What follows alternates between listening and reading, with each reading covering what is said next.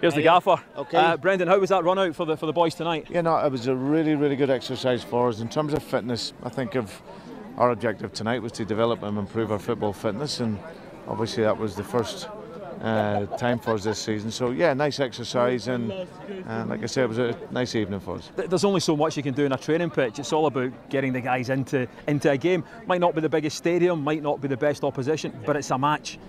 Yeah, and it covers the spaces and it gets the guys back in again, and in terms of building those relationships within the team. So yeah, I thought it was very worthwhile. The players have been training very hard. Of course, we'll sharpen up a lot over the course of the pre-season. But there's some real good elements of the game tonight, and I'm particularly pleased looking at a year on where the team is at in terms of their comfort in the game. They clearly believe in how they want to work and play, and obviously that will develop over the course of pre-season. And the Celtic fans love nothing more than seeing the youngsters, some of the fringe players getting a run out in the first team. Tonight we saw Anthony Ralston, Calvin Miller, and that first half Jamie McCart for some of the second half too, the likes of Jack Aitchison, Connor Hazard as well. Yeah, no, it's very important for me. I've always had a belief in young players, and it's just about putting them in the right moments, and that's part of my job here, is to try and take the players from the academy base and get them into the squad. And yeah, those players that you mentioned, I thought all of them did very well.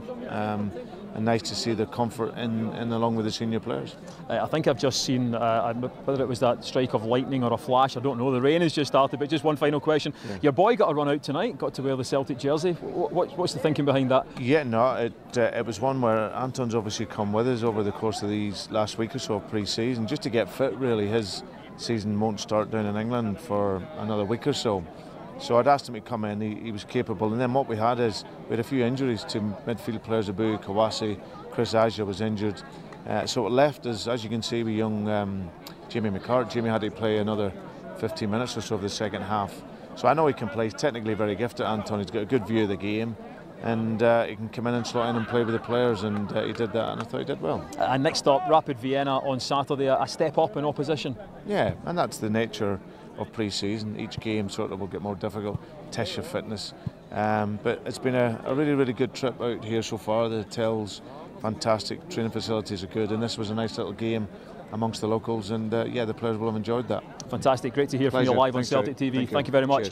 Brendan Rodgers, Celtic manager, of course, after that 1-0 victory to Celtic in their first game of the pre-season tour against BW Linz. As I was saying, next up for us and hopefully for you, we take the trip south of the Danube on Saturday afternoon. It's a 4 o'clock kick-off Celtic part-time for the game against the Austrian giants Rapid Vienna. In the meantime, for what is about to be a very stormy roar back in Upper Austria, from everyone here on Celtic TV, bye for now.